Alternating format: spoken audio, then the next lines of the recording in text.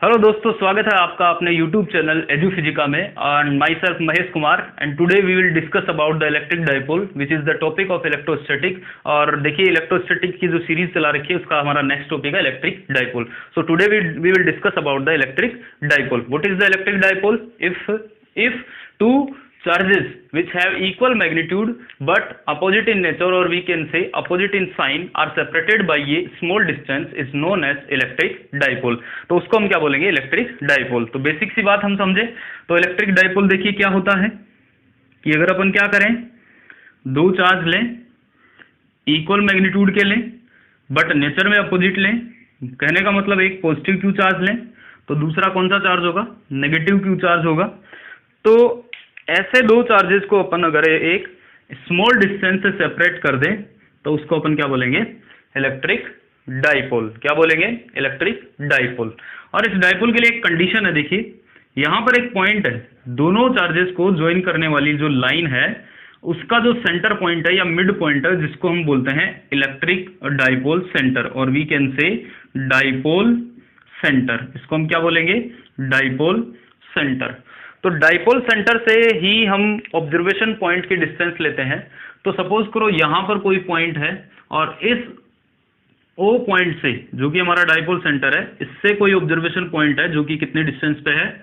Are distance पे। ये कोई पी ऑब्जर्वेशन पॉइंट है जो कि कितने डिस्टेंस पे है? आर डिस्टेंस पे। और जो ये सेपरेशन डिस्टेंस है, दोनों चार्जेस को सेपरेट करने वाले डिस्टेंस, जिसको मैं 2a अज्यूम कर रहा हूं यहाँ पर। 2a क्यों अज्यूम करिए? क्योंकि देखिए जब मैं कैलकुलेशन करूंगा तो इसको हाफ करने की जरूरत आएगी, तो मुझे इतनी दिक्कत नहीं आएगी और कैलकुलेशन भी इजी हो जाएगा। तो ये जो 2a डिस्टेंस है हमारा, वो क्या होना चाहिए? बहुत ही कम होना चाहिए। किससे? आपके ऑब्जर्वेशन पॉइंट की डिस्टेंस से।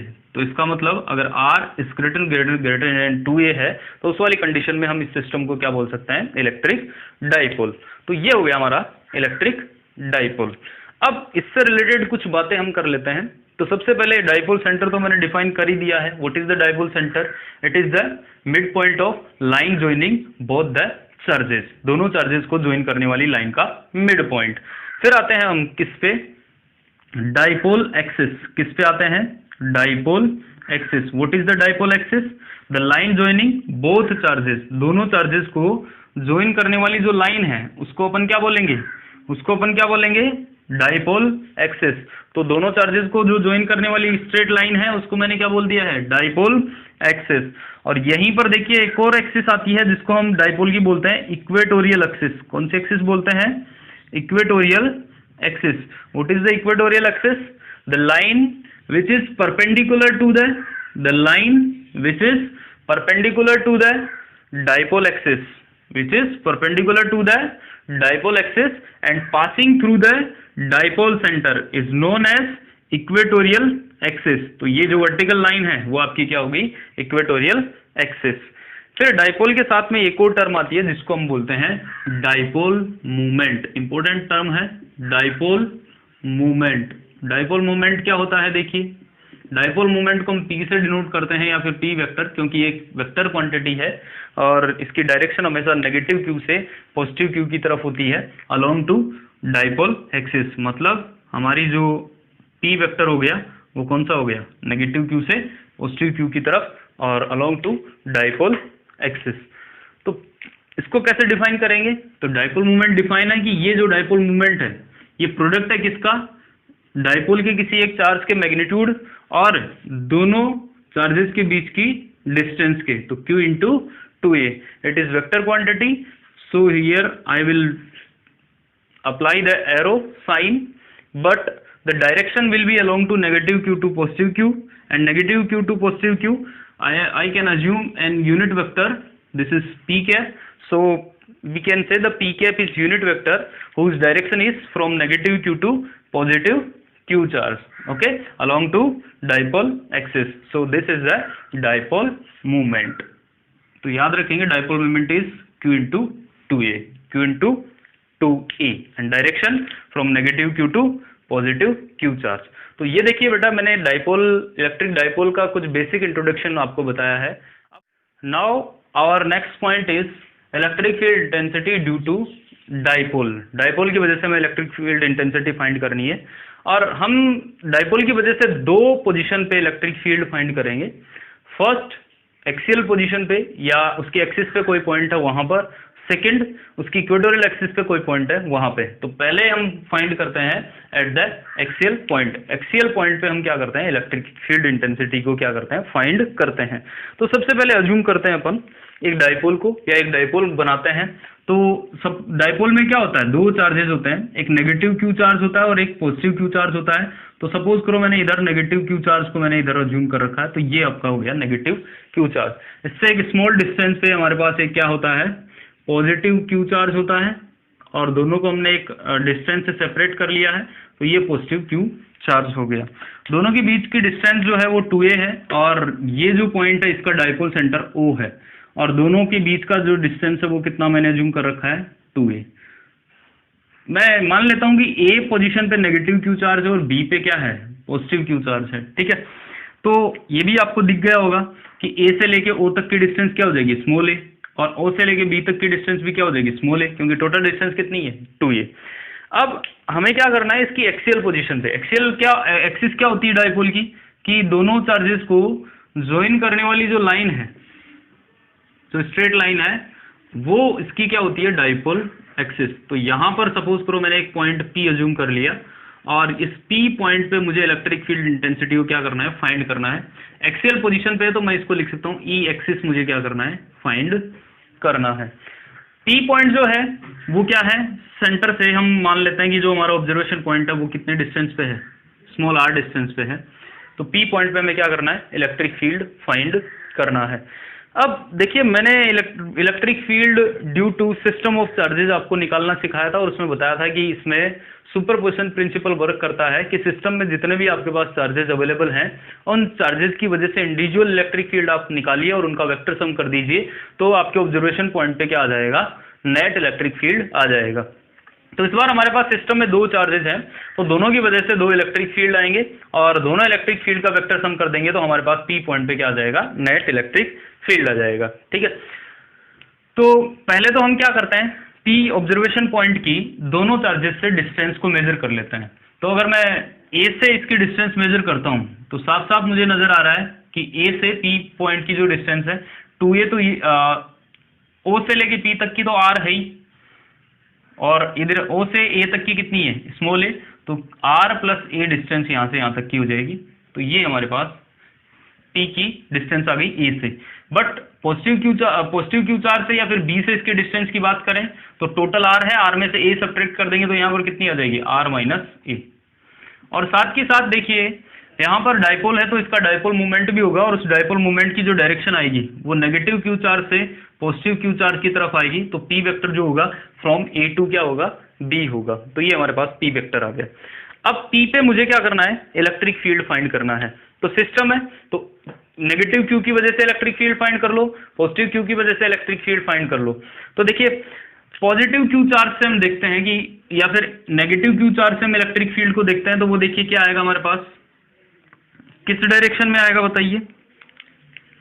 नेगेटिव की वजह से इलेक्ट्रिक फील्ड P पॉइंट पर क्या होता है, टूवर्ड्स टू चार्ज। तो हमारे पास ये जो इलेक्ट्रिक फील्ड है इस डायरेक्शन में आ जाएगा। A की वजह से P पर जो इलेक्ट्रिक फील्ड का जो डायरेक्शन है वो EA वेक्टर में डिनोट कर रहा हूं, तो उसका डायरेक्शन होगा towards to negative Q charge. But due to positive Q charge the electric field at the point P will be away from the positive charge, so the EB will be in this direction. तो EB vector ये हो गया away from the positive Q charge, ठीक है। अब दोनों एक ही line पे हैं, तो अगर मैं P पॉइंट पे नेट क्या निकालना चाहता हूं, इलेक्ट्रिक फील्ड निकालना चाहता हूं, तो क्या आ जाएगा, EA vector EB vector minus EA vector. तो यहां पर देखिए क्या आ जाएगा हमारे पास, E एक्सिस जो है वो क्या आ जाएगा, EB वेक्टर और प्लस EA वेक्टर, ठीक है, दोनों का एडिशन हो जाएगा। बट हमें पता है कि जो EB वेक्टर है वो पॉजिटिव एक्स एक्सिस के अलोंग है, और EA वेक्टर जो है वो नेगेटिव एक्सिस के एक्स एक्सिस के अलोंग है, तो यहाँ पर हमारे पास क्या आ जाएगा, नेगेटिव साइन आ जाएगा, मतलब ये दोनों क्या हो जाएंगे, सब्ट्रैक्ट हो जाएंगे। अब मुझे क्या निकालना है, EB निकालना है और EA निकालना है, इन दोनों को मैग्नीट्यूड निकाल के यहाँ पर पुट करना है, ठीक है। या फिर आप यूँ समझ सकते हैं कि अगर EA निकाल लें और EB निकाल लें तो हमारे पास क्या आ जाएगा, E एक्सिस आ जाएगा। What is the EA? EA is the electric field due to negative Q charge, और जब हम A की वजह से निकालेंगे तो बाकी B वाले चार्ज को अपन नेगलेक्ट मानेंगे, क्योंकि इसका इफेक्ट इस पर नहीं मानेंगे। तो एक पॉइंट चार्ज की वजह से R प्लस A डिस्टेंस पर इलेक्ट्रिक फील्ड आ जाएगा, तो वो क्या आ जाएगा, K negative Q upon R plus A का होल स्क्वायर। और ये हमारे पास इक्वेशन नंबर फर्स्ट हो गई। बट देखिए डायरेक्शन की हम बात कर रहे हैं, तो ये वेक्टर की जो डायरेक्शन हो जाएगी वो किधर आ जाएगी हमारे पास, नेगेटिव पी कैप का डायरेक्शन ये है, तो ये इधर आ जाएगी, ठीक है। आप यहाँ पर प्लस भी कर सकते हो, क्योंकि हम वेक्टर सम करेंगे EB वेक्टर प्लस EA, तो EA की वैल्यू जैसे हम यहाँ पर पुट करेंगे तो ये डायरेक्शन से क्या हो जाएगी, ऑटोमेटिकली नेगेटिव हो जाएगी। फिर सेकंड EB वेक्टर हम फाइंड करते हैं, तो EB वेक्टर क्या है, K पॉजिटिव Q चार्ज की वजह से कितने डिस्टेंस पे, R माइनस A डिस्टेंस पे है, तो होल स्क्वायर, और किस डायरेक्शन में, पी कैप डायरेक्शन में। और इन दोनों इक्वेशन से अगर वैल्यू मैं पुट कर दूं किसमें, इक्वेशन फर्स्ट वाली इक्वेशन में, इसको फर्स्ट दे देता हूँ, इसको इक्वेशन सेकंड दे देता हूँ और इसको इक्वेशन थर्ड दे देता हूँ। वैल्यू पुट करिए इक्वेशन सेकंड थर्ड से इक्वेशन नंबर फर्स्ट में, तो जो हमारे पास नेट इलेक्ट्रिक फील्ड आ जाएगा, E एक्सिस जो आएगा वो क्या आएगा बताइए, EB की वैल्यू क्या है, K Q upon R minus A का होल स्क्वायर, और साथ में क्या आ रहा है, पी कैप, और EA की वैल्यू क्या है, नेगेटिव पी कैप है, तो नेगेटिव को मैं पहले लिख लेता हूँ, K Q upon R plus A का होल स्क्वायर, और यहाँ पर क्या आ जाएगा, पी कैप। अब जो कॉमन आ रहा है उसको हम कॉमन ले लेते हैं, तो E axis is equal to K Q common आ रहा है 1 अपॉन R माइनस A का whole square minus 1 upon R plus A का होल स्क्वायर, और बाहर क्या आ जाएगा आपके पास, पी कैप, ठीक है। अब इसका एल्जेब्रा सोल्व कर लेते हैं अपन। E axis is equal to क्या होगा, के क्यू हमारे पास यहाँ पर ऐसे कैसे रह जाएगा, एलसीएम क्या आ जाएगा बताइए, R माइनस A और R प्लस A, तो R square minus A square का होल स्क्वायर हो जाएगा, क्योंकि देखिए दोनों के स्क्वायर है तो दोनों को मैं क्या लिख सकता हूँ, R minus A R plus A का होल स्क्वायर, तो A माइनस B और A plus B, A square minus B square, तो वो मैंने लिख दिया, ये आ गया। अब इससे हम इस पर डिवाइड करेंगे तो बचेगा क्या, R प्लस A का होल स्क्वायर, और यहाँ पर क्या आ जाएगा, R माइनस A का होल स्क्वायर। ये बेसिक एल्जेब्रा है जो आप लोग जानते हैं, तो ये आ जाएगा। अब हम क्या करेंगे, इसको नेक्स्ट आगे फॉरवर्ड करते हैं, तो E axis is equal to क्या आएगा बताइए, K Q, और सोल्व करिए, A प्लस B का whole square, A square plus B square, so R square plus A square plus 2AB मतलब 2AR। फिर आगे नेक्स्ट नेगेटिव साइन है, तो R square minus A square, और प्लस में क्या आ जाएगा 2AR, बाहर नेगेटिव साइन है इसलिए जो नेगेटिव थे वो पॉजिटिव हो गए, जो पॉजिटिव है वो नेगेटिव हो गए, तो यहाँ नीचे क्या आ जाएगा, R square minus A square, और इधर डायरेक्शन क्या आ गई, पी कैप, ठीक है। तो E axis is equal to, यहाँ पर जो कैंसिल हो रहा है उसको अपन कैंसिल कर देते हैं, R स्क्वायर से R स्क्वायर, A स्क्वायर से A स्क्वायर, तो यहाँ पर बचा क्या हमारे पास, K Q और 4AR अपॉन में क्या आ गया, R square minus A square, और इधर क्या आ गया, पी के। तो ये हमारे पास क्या आ गया, एक्सिस वाले पॉइंट पे इलेक्ट्रिक फील्ड आ गया। लेकिन हम इसको क्या करते हैं, डायपोल मूवमेंट की टर्म में निकालते हैं, तो उसको उसमें निकालने के लिए देखिए मैं थोड़ा सा इसमें अरेंजमेंट करता हूँ। वो अरेंजमेंट क्या है, देखिए K को मैं एज इट इज रख लेता हूँ, और 4 को मैं 2 into 2 कर देता हूँ, तो 2 को मैं पहले रख लेता हूँ और एक 2 यहाँ पर रख लेता हूँ, ठीक है। यहाँ पर Q भी है, तो Q को ऐसे कैसे, तो 4 को मैंने 2 into 2 कर दिया है, 2 into 2 कर दिया है, और A भी है हमारे पास, बोलिए, और R हमारा बाहर है, अपॉन में क्या आ जाएगा, R square minus A square, और देखिए इस पी कैप को मैं पहले ले लेता हूँ और R को बाद में रख देता हूँ, तो कोई दिक्कत नहीं होनी चाहिए। अब E एक्सिस की हम बात करें, वेक्टर लगा देते हैं, तो E एक्सिस की हम बात करें तो क्या आ जाएगा बताइए, 2K, और ये वाली जो टर्म है, ये वाली, ये आपको क्या दिख रही है बताइए, ये वाली टर्म क्या दिख रही है, टी वेक्टर। क्या दिख रही है, टी वेक्टर।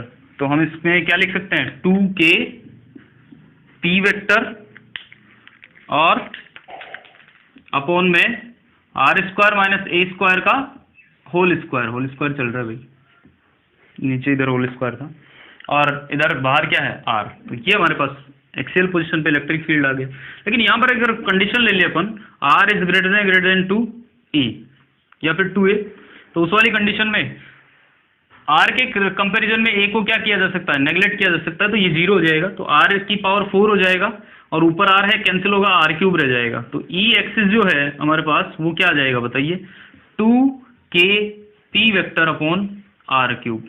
ये हमारे पास एक्सियल पोजीशन पे क्या आ जाएगा, इलेक्ट्रिक फील्ड आ जाएगा ड्यू टू डाइपोल। डाइपोल की वजह से एक्सियल पोजीशन पे क्या आ गया, हमारा इलेक्ट्रिक फील्ड आ गया।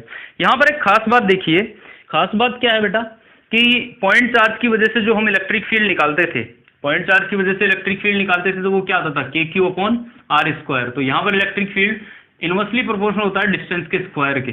बट यहाँ पर हम देखें, लेकिन इस कंडीशन की बात हो रही है, इस कंडीशन में हम यहाँ पर देखें तो electric field on the axial position और we can say electric field due to dipole is inversely proportional to the R cube. R cube के ये क्या है, इनवर्सली प्रोपोर्शनल है।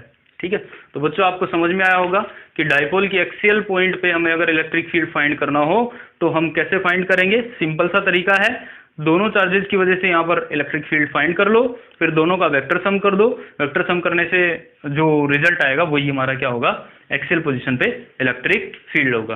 तो बच्चों अगर आपको हमारा वीडियो पसंद आया हो तो लाइक करें और साथ में शेयर करें और सब्सक्राइब भी करें और नए अपडेट्स के लिए बेल आइकन पर प्रेस भी करें। And in last, thank you very much for watching my video.